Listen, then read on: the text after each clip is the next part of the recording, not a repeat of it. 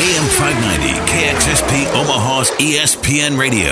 It's time for the Front Stretch, brought to you by Joe's Karting in Council Bluffs. Online at joeskarting.com. Well, this is the Front Stretch on AM 590, Omaha's ESPN Radio, presented by Joe's Karting at Council Bluffs. Booking, prices, hours, and so much more. It's all located online at joeskarting.com. That's karting with a K. You can also give them a call, 712-256-5278. You guys just celebrated 6 days ago your third customer appreciation. How'd everything go? That was really good. It wasn't quite as big as it was last year, but it was still really, really big compared to a normal business day.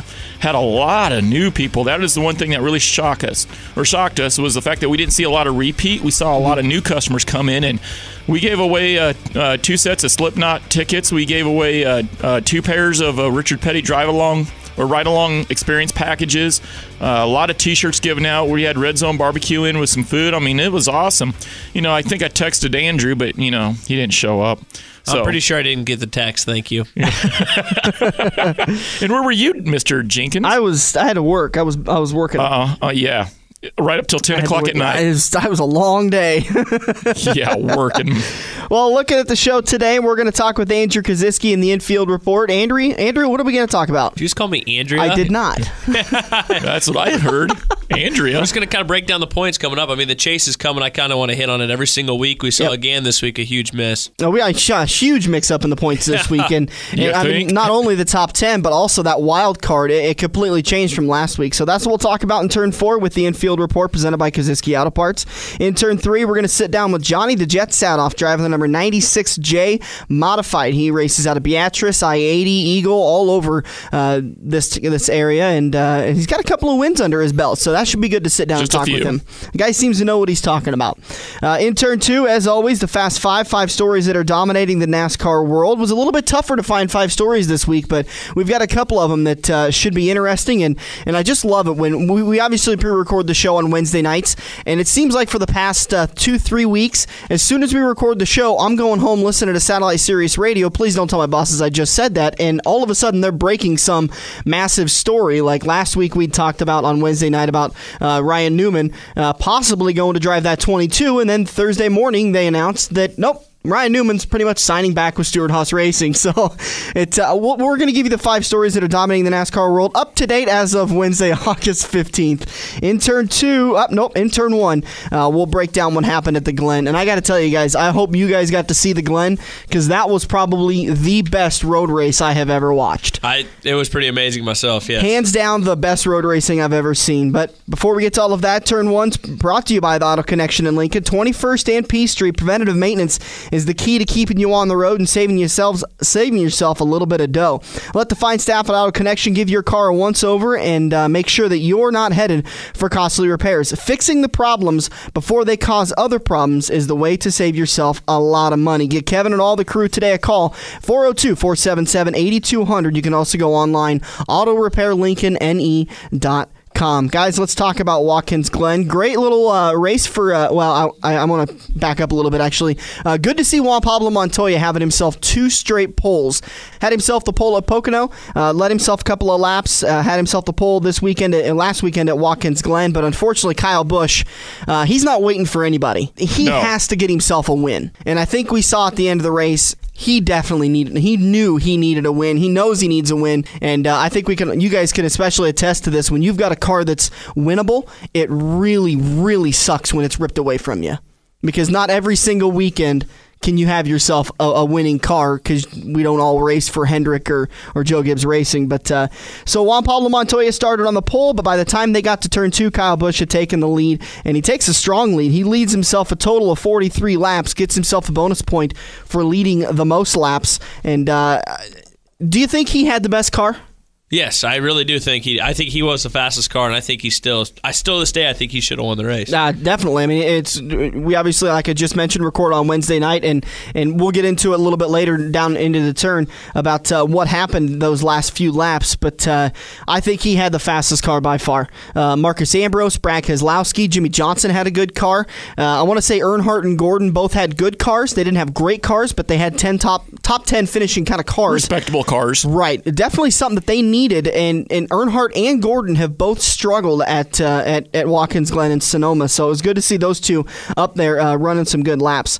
Several drivers had mechanical issues. Juan Pablo Montoya, Jamie McMurray, coincidentally, I don't want to say coincidentally because they're on the same organization, but they both had the exact same issue, tie rod in the front, and they both broke in the front, and then Kurt Busch breaks under caution. Hamlin blows an engine. Logano did he have transmission issues again? I can't remember on that one. I can't remember either, but he was in the garage early, and so many more cars had some issues at Watkins Glen. But like I talked about, Brad Keselowski had an absolutely great car. That guy, I'm with you, Andrew. I really don't like that guy. He should have been stuffed to the fence, not Kyle Busch. Yeah, period. Definitely. And he said it right at the end of the racing. That was some of the best racing. Those guys were leaning on each other. They were rubbing, they were beating, and they weren't intentionally wrecking each other, which I think is kind of funny to say when you could make an argument that he intentionally wrecked Kyle Busch. I would say he could have backed off and made it a really cool race, because it would have been cool to have Kyle Busch in the middle of that, because he's the best driver. Definitely. You know, what I noticed on the last lap of that race was,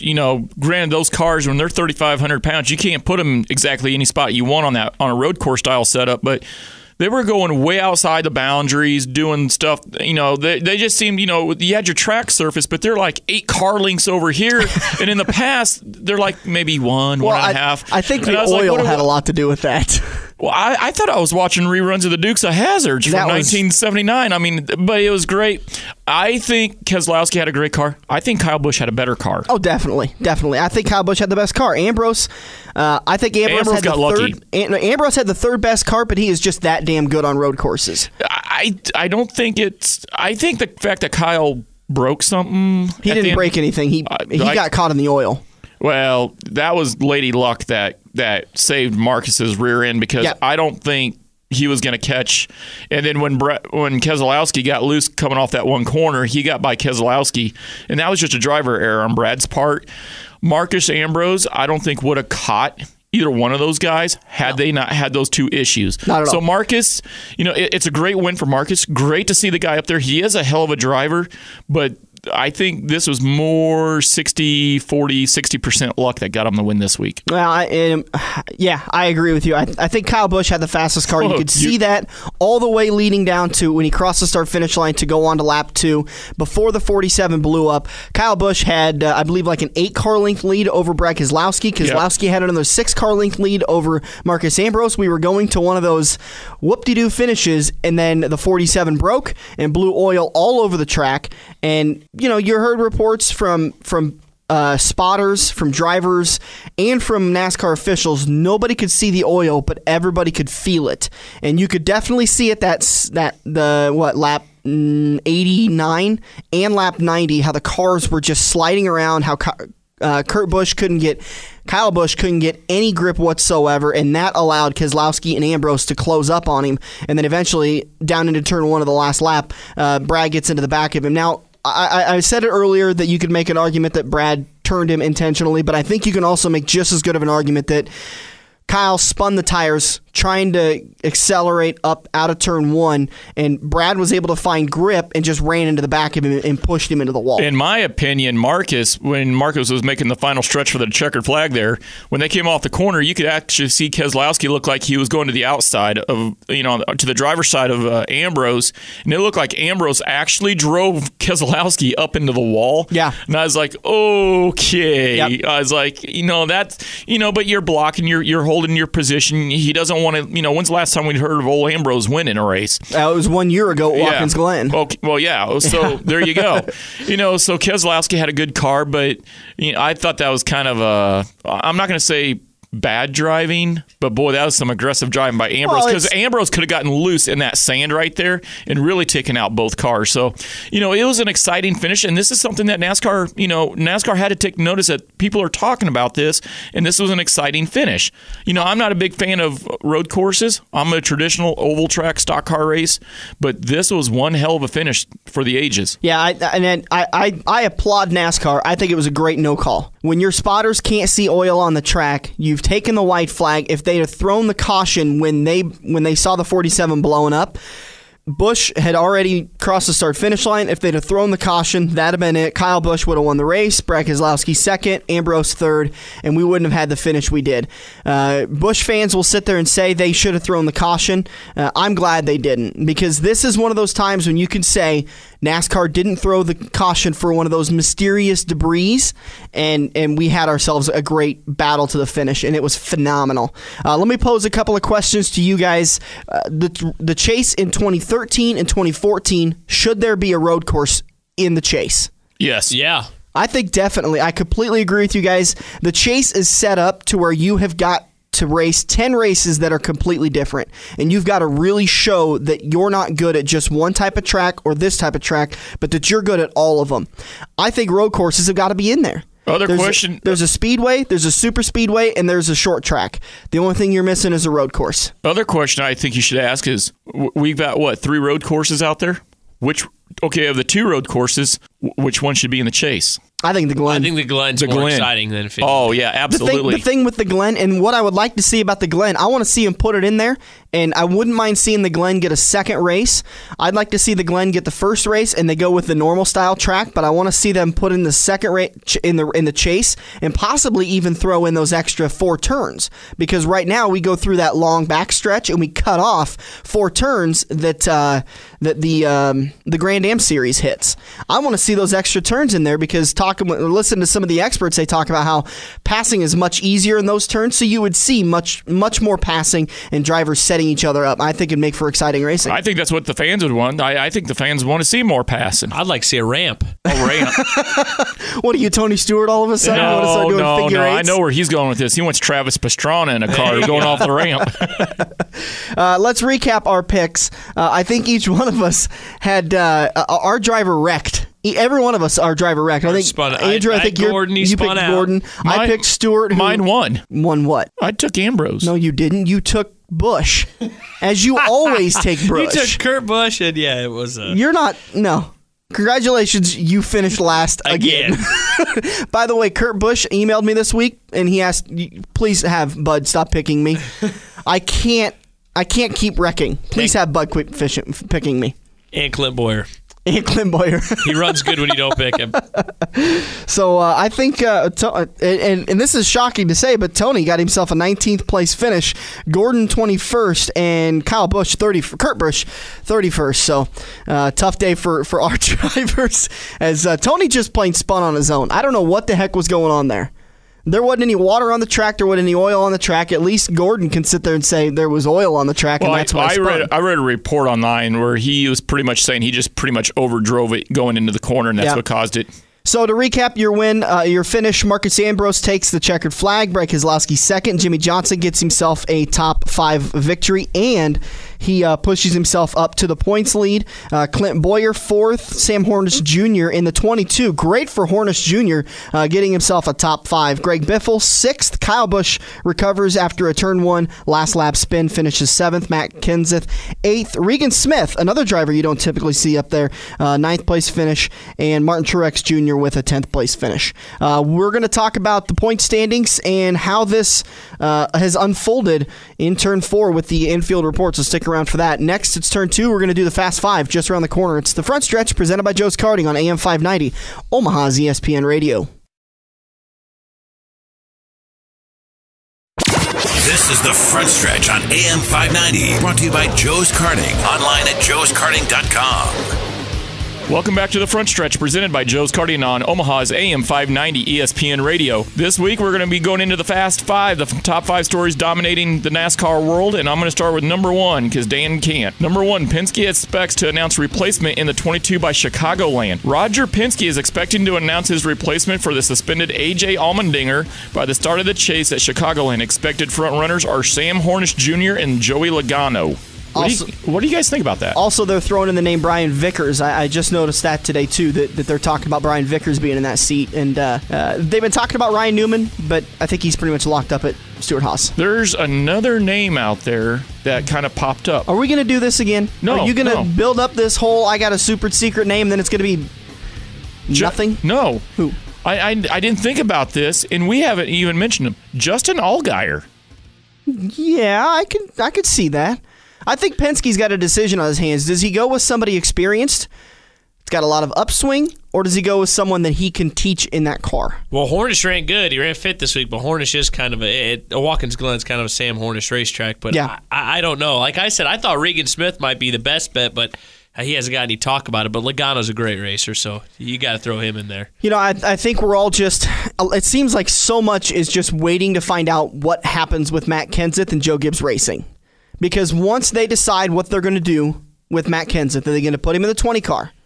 Decides what are they going to do with Joey Logano? Are they going to put him in a different car with different sponsorship? Are they going to even offer him a full-time Cup ride? And I think once Joey figures out what Joe Gibbs Racing is going to do, he's going to decide what to do. If Joe Gibbs only offers him full-time nationwide part-time Cup, I think he's going to go, sorry guys, I'm going to go race the 22 at Penske. I've got a question for you guys. If you're Roger Penske or Joe Gibbs, you're going, okay, well, I'm Joe Gibbs. We're assuming, and I think it's pretty safe to assume that Kenseth is going to Gibbs. Yep.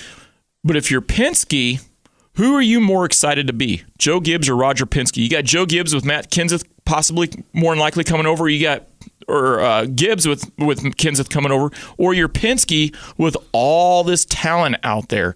And it seems like, is it better to have one guy coming or have your availability of the entire pond of big fish? I think I'd rather be Joe Gibbs because I've got Matt Kenseth, a former champion, and a guy who's not a slough behind the wheel. He's definitely not losing any talent with age.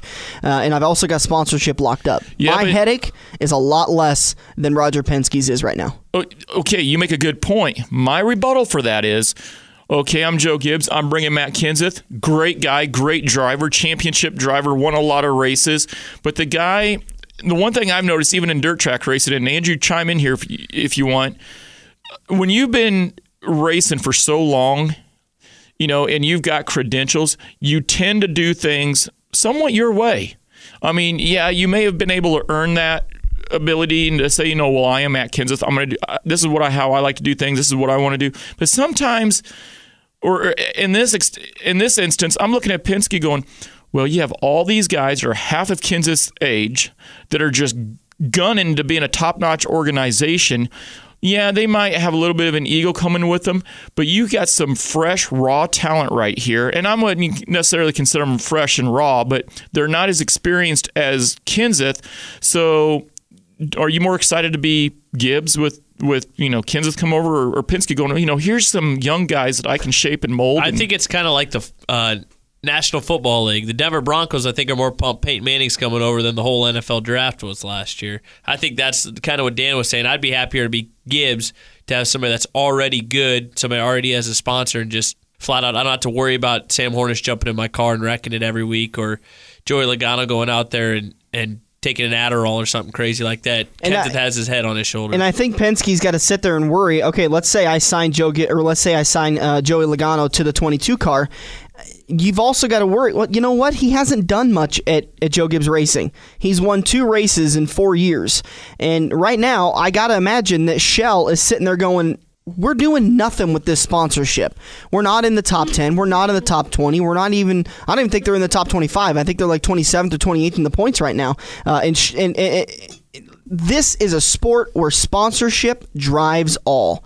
It's 60% sponsorship, 40% talent. And right now, Joe Gibbs has talent and sponsorship when he signs Matt Kenseth that 20 car. If I'm Penske, I'm taking Sam Hornish Jr. just because of the long storied history between the two. I would bet you that we're going to see Sam Hornish. Me personally, I see Sam Hornish Jr. going to Penske.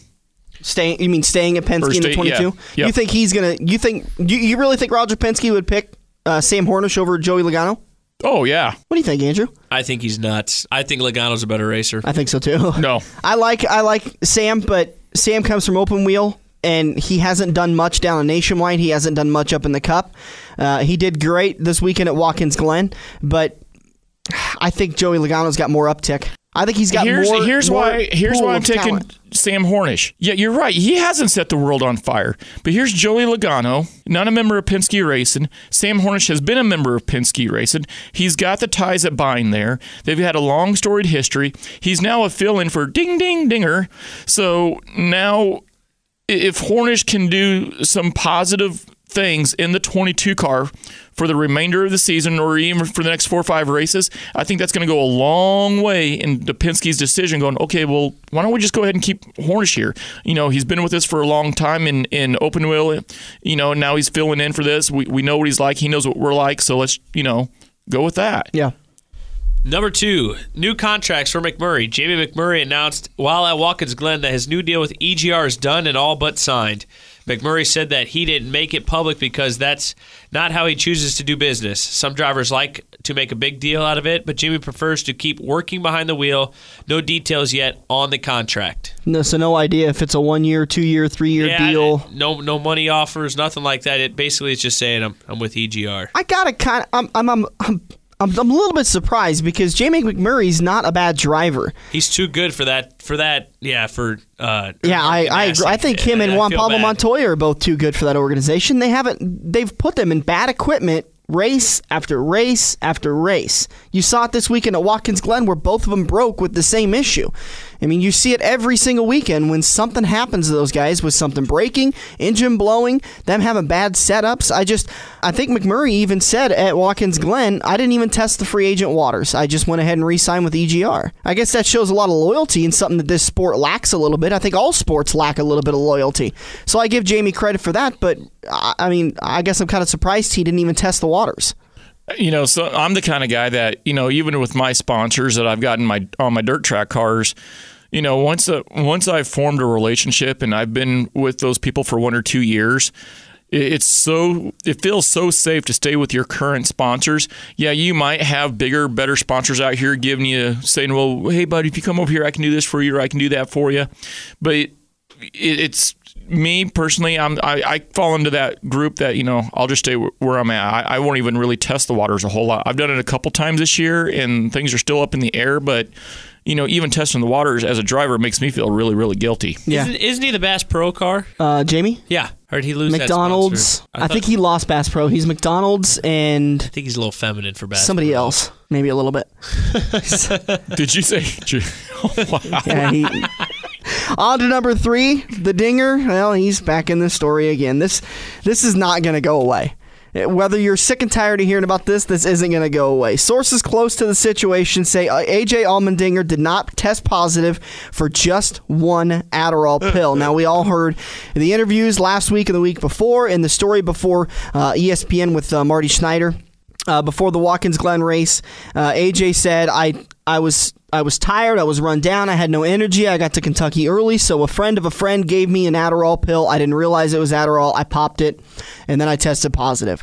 Sources close to AJ Allmendinger and the story told ESPN this week that he did not test positive for just one pill. And NASCAR even said this. He didn't just test positive for an amphetamine. He tested for an abundance of amphetamine. And you and I talked about this, Bud, after we heard the story. You don't test abundant for something when you had just one pill. Officer, I only had one beer. Yeah, that's why your blood alcohol level's 3 times. Yeah, I had one case. So, I don't think we're ever going to hear the true story. Maybe in 20 years when AJ sits down and decides that the story can't damage his reputation anymore and he can come clean and he does a 2020 or a Dateline or, goes down the new Oprah Winfrey show or whatever. But I honestly think AJ has been dealing with a lot of stuff. Listen, let's face it. When you're a Cup driver, you've got a few issues. You've got stress. You've got pressure. AJ wasn't performing. I think he wasn't sleeping at night. I think he was dealing with some personal issues that we've heard about. And I think he just simply made a mistake and got a little addicted to an Adderall or something. And he finally tested positive for it, and NASCAR banned him. And the other sources say that when AJ was talking about it, he said, I hope to be done with this road to recovery by August. They don't think that's going to happen by the end of August. That he's got a longer road to recovery than he's leading on. This is a sad story for the Dinger, but, I'd kind of like to pretty much stand behind the guy for the simple fact that he has come forth, he's talked about it. He's been a lot more open about it than what Mayfield was when this all happened to Mayfield. Now, it's 2 totally different drugs that, we're talking about there in the 2 different cases, but I don't remember ever hearing Mayfield going, well, I'm going to go do the road to recovery and whatnot. And, Dinger's accepting responsibility in the spotlight right here. And, me personally, if I was Dinger, I don't care if I took 2 pills or 20 pills. I'm not going to tell you I took multiple pills, because if you don't want to leave the industry that you're a big name in, why would you come out right out of the chute gate and go, oh, yeah, well, Dan, I took 6-7 pills. I only took 1 pill. He's trying to save face, to try to salvage somewhat of a career. And I think so I understand why he's doing what he's doing. I'm not saying it's right, but I understand the mentality. But I'm standing behind the guy, and it wouldn't bother me if he got back behind the wheel of a race car. Yeah, I think a lot of drivers feel the same way. You've heard drivers all throughout the last couple of weeks say we would have no problem lining up next to him. Where I think AJ went wrong was he's had NASCAR Nation support behind him from the very beginning. Everyone says he's a good guy. He's a nice guy. He's not a jerk. He doesn't blow off at the media. He doesn't freak out. He's great sponsorship. I think AJ made an error here. He lied to NASCAR Nation. He went on ESPN. He went on Satellite Series Radio. He went and did all these interviews and said, guys, it was just 1 pill, and we're going to find out. It's going to come out eventually. AJ, you lied to us, and the best way to get NASCAR Nation to hate you is to lie to them. I think he's made a major error here. I still don't think it's going to stop him from having potential to get into a car, but he's going to have an even longer road to making up with NASCAR Nation. NASCAR Nation's going to hate me for saying this, but honestly, people, if you think you got to liken these NASCAR drivers to rock stars. Do you think Poison only took 1 hit of cocaine? Hell no. They were racking up 8 balls on a nightly basis. Poison's different. Poison is these race car Poison is a lot different. These race car drivers, they lead lives like rock stars, whether we want to acknowledge that or not. So if a guy comes out and he tests positive for some kind of a controlled substance, whether it be Adderall or whatever the hell it is, I am not seriously going to assume and take him at his word to go to, well, he only took 1 pill. No, you didn't. The only comparison... The temptation's too great there. The only comparison you can make between Poison and AJ Allmendinger or NASCAR drivers and rock stars is that they're celebrities. Other than that, the standards are different for rock stars. Everyone assumes if you're a musician, you're probably coked out of your mind, especially if you were a rocker in the 80s, in the 70s, and most of the 90s. You're coked out of your mind. People expect you to be good, clean athletes when you're in NASCAR. I don't think they expect the same thing out of NFL, NBA, and MLB players. NASCAR fans and NASCAR Nation expect a lot more out of their drivers and out of their... We got to go on to number 4. We're running out of time. So, number 4, Watkins Glen TV ratings. I'm going to do 2 in a row just to make it easier.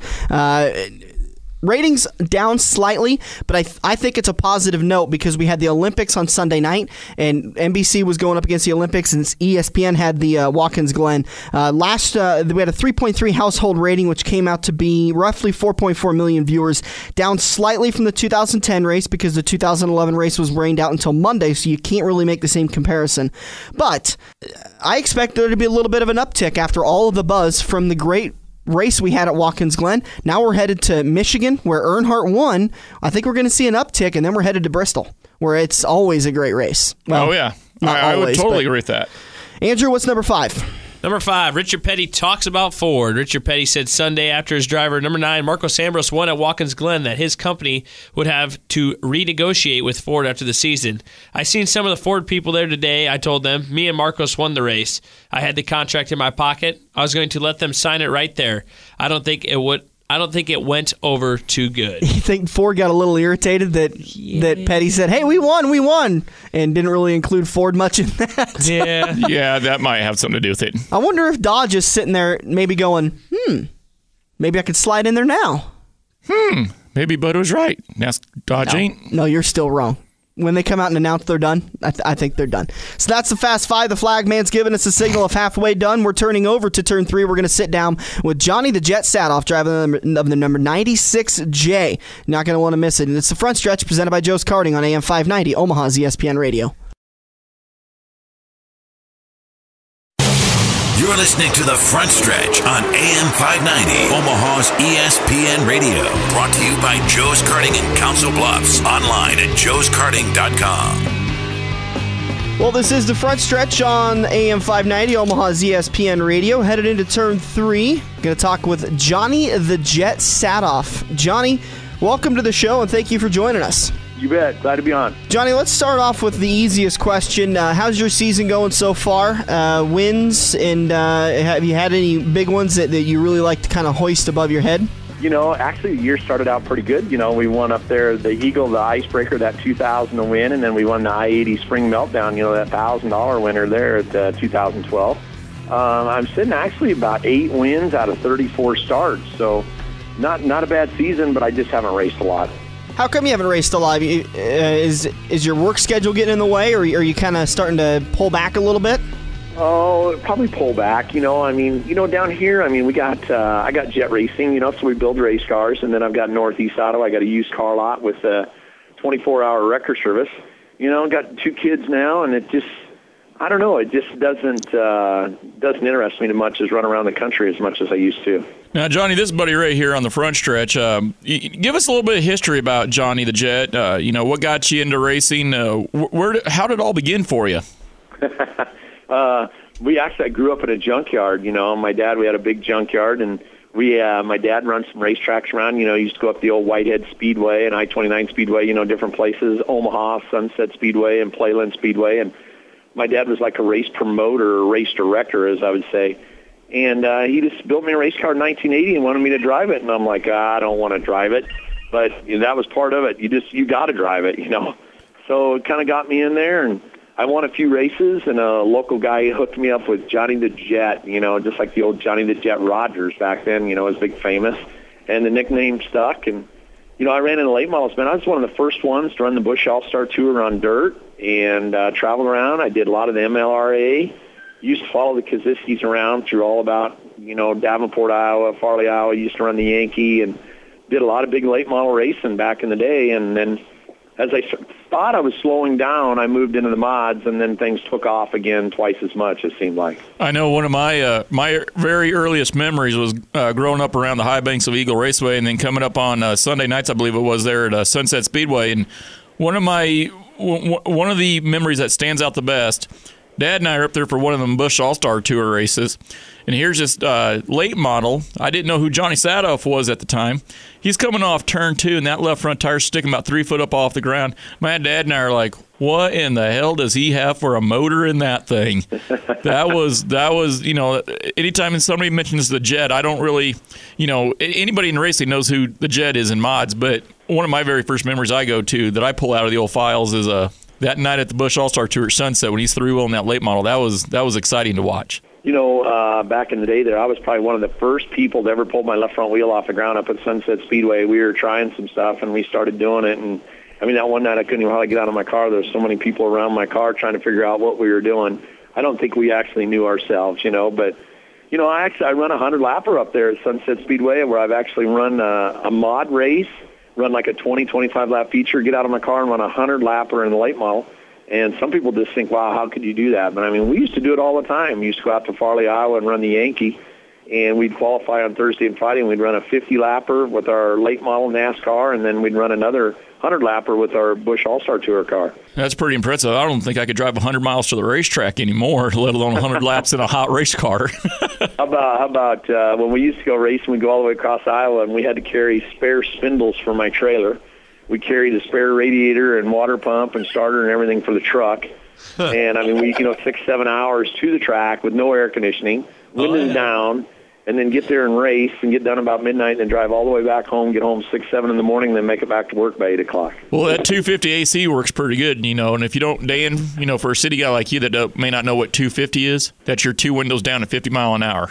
Yep. Ours was 2 windows down at 80 miles an hour. You say that, and I'm the one that grew up in the country. You're the one that grew up in the city. No, I actually grew up in the country. Oh, I thought you grew up in the city of Tennessee. A city in Tennessee, excuse me. Sorry, Johnny, but talking with Johnny the Jet Saatoff, driver the number 96J out of Beatrice and I-80. Johnny, talk about your season. We talked about a little bit how you've got a couple of wins. You're just 2 points behind Bob Zubek. Am I seeing this right, that we obviously recorded this interview on the 15th on Wednesday. Is Friday night your guys' last race there at Beatrice? No, we actually have 2 more weeks of points down here, and I am 2 points behind Zubek, and I think we both had our share of problems this year, and then it comes down to neck and neck, But 2 points out of the lead there, and I don't know, I'm a few points down there from Dylan. I think at Eagle, I think I'm probably closer to 18 or 20 down there. But then on the third week here, August 31st, I have my Nebraska State Championship race here at Beatrice, which will be a points race, but not a track points race. That's where I play promoter and leave my race car at home. Now, the one thing I've actually raced at the Jets State Fair races, and I talked to Johnny today about this. You can go to any racetrack and you can win $100 or $200 or $300 or whatever. One of the neatest things I got to do, was race under Johnny Saatoff's promotion, and then at the end of the night, I still get my payout, but then I was getting free product from him, and that is one of the coolest things about the State Fair race that Johnny puts on is there's tires, there's rims. I think that year there was a motor there. I mean, it's like Jet Performance blew up and it was raining parts. I mean, there were so many parts coming out of that trailer, it was nuts. Yep. Johnny, of all your career, I believe you started racing in 1980. Yep. Almost 1,900 total races as of 2011, 410 total wins, 319 IMCA wins. Can you pick one that is your favorite? I could pick a few, we'll say, and then there's some good memories in there. I went down to Texas for a 50,000 to win race, and I won that race in a modified in 1996, and I ended up with a $25,000 check that bounced, but it was actually $50,000 to win. I mean, I had to get an attorney and everything, but I did get my $25,000. I mean, that's one of the biggest races ever, that anybody could ever say they won. And then, the Las Vegas Duel in the Desert, I've won that twice, $7,777 for the winner. There's just a lot of good ones. I won, in 2001, I won 5 USMTS races. The Fall Jamboree, which everybody went up to here a couple weeks ago, USMTS race. Then I think now it pays like $20,000-$25,000. When I won that, the second annual Fall Jamboree was $7,000 to win. So I've won that race also. So there's just a lot of good ones out there. The Pepsi USA Nationals down in Burlington, Iowa, $10,000 to win, 100 laps. I took the lead on lap 60 and got tangled with a lap car on lap 80 and ended up second. And that was $10,000 to win, and that was in 93. So, but them are memories I'll never forget. Hey, Johnny, Andrew Koziski here. Yes, sir. Out of all these places you've been to, it seems like you've been a lot. What is your favorite track? I would have to say Eagle Raceway is probably my favorite that I'm racing on right now. If I'd think back over the years, the old Sunset Speedway had to be one of the hardest tracks, one of the best tracks to go to, one of the most promoted tracks back in its day, where a lot of us still got a lot of memories from, that I still wish we could go and race today. Yeah, Johnny, with today's race, and you were talking, a little bit ago about, $25,000, $7,000, $10,000 to win back in the late 80s, early 90s. How strong do you think the dirt racing scene is on a local, regional, and national level? Because you don't see a lot of, we still see some of those races, but it seems to me you don't see as many of those races today as you did back then. Well, it used to be, if there was a 20,000 win race, like when I won that deal down in Gold Rush in Texas, there was 326 cars. Now, if you advertise a race that pays 20,000 to win, you're lucky to get 70, 80 cars. It kind of scares away some of the guys, and the big entry fees and stuff like that. Anymore, if you got a 2,000 win race, you're going to get just as many cars, and these promoters have really wised up, and they know how to make money, and they know how to draw on the cars, and they know that the big purses just isn't going to draw that many more cars to pay that big money. As a chassis builder yourself, do you think the dirt racing scene is just as strong now as it was, say, 5 years ago or even 10 years ago? I think it's dropped, but it's crazy I say that. My business is probably 40%, 50% up this year. But then I look back at a lot of the race shops that are out of business that no longer are around. So there is still racers out there looking to buy at different places, and we are just luckily to be one of them places yet still in business. I do want to bring up one subject. I was talking to Johnny about this today. Johnny's a 4-time national champion IMCA, and he's got more wins than God's got Christian disciples, overall. But the one power force that Johnny has teamed up with, I'm not going to say my boyfriend, but Jesse Sabine. Just say it. I love him. We were wondering how long it'd take to get Jesse into turn 3. No, that wasn't bad. 10 minutes. Yeah, 10 minutes. But You know, and this is really exciting to watch. You know, Jesse has been with Razor, still is Razor. I don't know. It's none of my business. All I know is he's teamed up with, the Jet now. And in my opinion, when you take a 4-time national champion, a guy that's at the forefront of chassis R&D, chassis design, he's got some of the best drivers in the nation. He's got himself. Now he's got Jesse. He's got Dylan Smith. Anybody and everybody knows who the Osceola Rocket is. How big is this for Jet to have Jesse Saubing? Well, let's put it all together. Jesse Saubing and Dylan Smith got to be the 2 best guys within this area of probably 250 miles, 300 miles, the best guys you could have in your car. And right now I got them both. So, I mean, I got Dylan in the A-Mod and then Jesse in the Sport Mod. Jesse's deal, it's take care of Jesse. Jesse, he ain't a guy that wants everything for nothing. He's a guy that wants to be taken care of and make sure his race car's not going to fall apart and ready to go for the next race. That's all it is. You know, we built Jesse a car. He's happy to drive it. Dylan the same way. You know, Dylan just wants to make sure if he wrecks on Sunday that he needs his car by Wednesday, it will be done, ready to go, so he can re-race it again on Wednesday. And I think it's service, and it's not that I know everything in the world. It's more that these guys do, and we can communicate and try to make other cars be just as fast as they are. And knock on wood right now, them 2 guys are the fastest guys you're going to see in this area. Talking with Johnny the Jet Saatoff out of Beatrice Speedway and I-80 Speedway here on the front stretch into Turn 3, presented by Joe's Karting on AM 590. Dan Taylor, Buddy Ray Jones, and Andrew Kaziski joining me.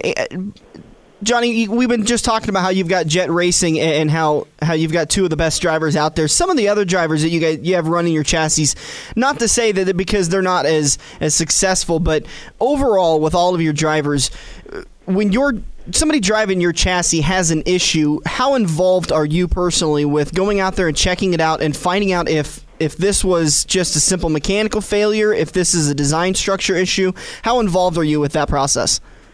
Well, and that's like last Tuesday we went down to Hayes. They had a big special down there, and I actually physically drove down there and hung out down there because I knew there was going to be some Jet cars there. I did not even take my car.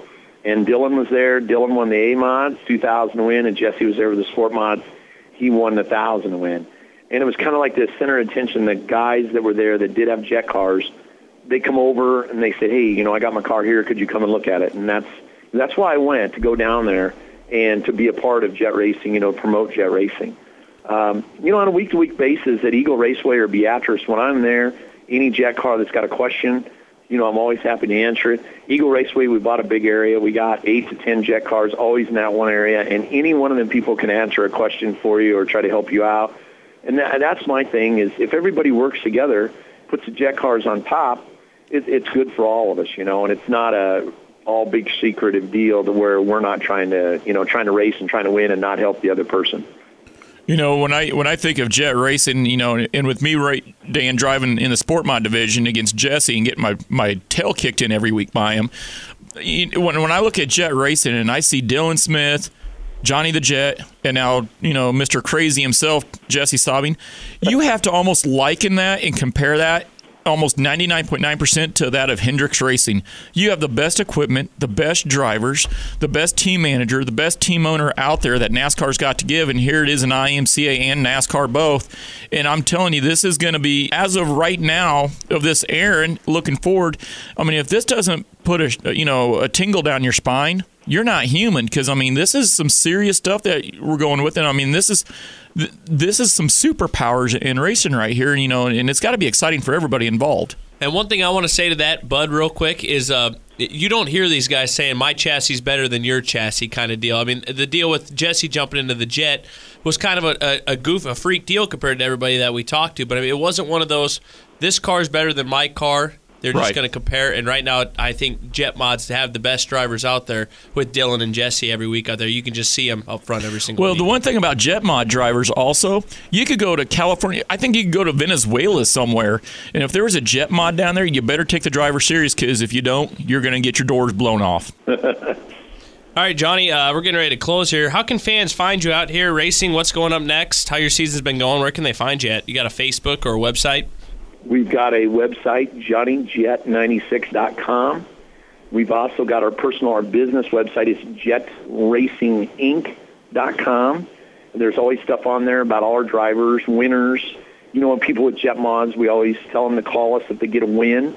We send out them a congratulations letter. We send them out a feature win sticker. We still will be racing the next couple weeks, Friday at Beatrice, Saturday at Eagle. We'll have my state championship race on August 31st in Beatrice. You know, maybe if you want to do some sponsoring of that, call me. I can get you some free tickets, do a little sponsor money to give back to the racers. You know, and I'm looking forward to going to Boone. We're going to Boone, and, you know, the highlight of my year would be standing on top of my trailer and watch Dylan win the A-mods and Jesse win the sport mods, and I'd be fine if I was standing in the pits. I'd be the first one in victory lane. Well, I'm not going to lie. I think my highlight of Boone is going to be standing over there at the Osceola Rockets trailer and talking to Lisa Goki, but, I mean, that's just me. Johnny, thank you so much for joining us this morning on the Front Stretch. We greatly appreciate you taking the time out of your day. Have a great day and have a great rest of the season. Thank you. Thank you. That was Johnny the Jet Saatoff, driving the number 96J out of Beatrice and Eagle. Again, Johnny Jet 96.com is the website. You can also find him on Facebook. So, great guy. Probably one of the best interviews we've done. I don't think I'm going to have to do much editing with that. And he was the very first person that ever said, guys, you're too loud. Usually the guys turn to us and say, I can't hear you. I can't hear you. I can't hear anything. Get closer to the microphone. Just around the corner, turn 4, we're going to talk with Andrew Kaziski in the Infield Report. This is the Front Stretch presented by Joe's Karting on AM 590, Omaha's ESPN Radio. This is the Front Stretch on AM 590, brought to you by Joe's Karting, online at joeskarting.com. We are getting the signal. It's 1 to go as we head into turn 4, salvaged by Kaziski Auto Parts. Looking for a quality used part to get your car or truck back on the road? Give an experienced salesperson at Kaziski Auto Parts a call today and let them help you find the right part to get your car back in running condition. Call me or any of my salespeople today at 402-731-4592. Or stop by at 50th and I Street today in Omaha. Well, it is turn 4, so it's time for the Infield Report, which is brought to you by Kaziski Auto Parts, as we just said. Andrew, let's talk about the points and the points breakdowns. We had a big mix-up in the points after Sunday's race. At one point in time, Earnhardt was still leading by 10. Then he spun and got himself, where did he end up finishing? 28th. So he loses an absolute ton of points to Matt Kenseth, to Greg Biffle, to Jimmy Johnson. He slips from the leader all the way back to 4th. So Dale went from having a good top 10 finish and holding on to the points lead to losing it. Well, luckily we're going to Dale Earnhardt Jr.'s place. He won earlier this season. So, I mean, I think he's going to pick it up here. We ain't got to worry about him, I don't think, falling out of the top 10. But the biggest mix-up was the guys that are in the wild card position. I mean, they're going up and down all over back here. I really like what NASCAR did here with this final chase deal. You have to win the 2 races of the top 2 outside the top 10. This is unreal because you never know who could be in this because anybody random could just win a race, and they're going to have their number in there. I mean, Logano could win a race and be 20th in points, and he's going to be in the show compared to everybody else. I think this is crazy. Yeah, if Joey Logano wins, well, he's already got 1 win, so if he wins 2 more, he would jump everybody and get in. Yep. He's even got to win 1 more, actually, now that you mention it. Now, Ambrose has a win, I'm sorry. So if Logano wins 1 more race as it stands right now, the one who's got to kind of worry, Denny Hamlin, blew an engine last weekend at Watkins Glen, and all of a sudden he's back to 10th. Now he's got himself 2 wins in the season, but if he drops out of the top 10, he's still got himself qualified for the bonus points, but all of a sudden he doesn't get to use those bonus points in the chase. He's got to use them to qualify for the chase. So he's somebody that's got to kind of sit there and go, man, oh man, things are kind of starting to fall apart for me. If he breaks 1 more time this week, look at cousin Carl there sitting in 12th. I mean, he's right behind Casey, 3 points behind Casey. If something happens to Denny this week, both those guys pass him, Carl could sneak his way in without even getting a win. Well, and that's right, because Carl would actually, Carl's 12th in the points, and he is 43 points behind Denny Hamlin in 10th. So in order for Carl to get in, he's got to win twice, and he's got to stay in front of Denny Hamlin and Casey Kane in order to get in. Yep. Because, and let's just reiterate the points again one more time. Top 10 get in on points. 11th and 12th get in on wins. Now, when you're in the top 10, you get bonus points for each win. When you're 11th and 12th, you qualify for the chase with your wins. So you don't get those bonus points walking in. You're essentially going to start 11th and 12th in the points. If it starts right now, for as far as the chase is concerned, your points leader would be Jimmy Johnson, then Brad Keselowski, and then Tony Stewart, because those drivers all have 3 wins. So they would be 1, 2, and 3. As far as your bonus is concerned, Casey Kane sitting in 11th. He is 40 points behind Denny Hamlin in 10th. He's got 2 wins, so he's essentially locked in right now. Carl Edwards is the next person with 1 win.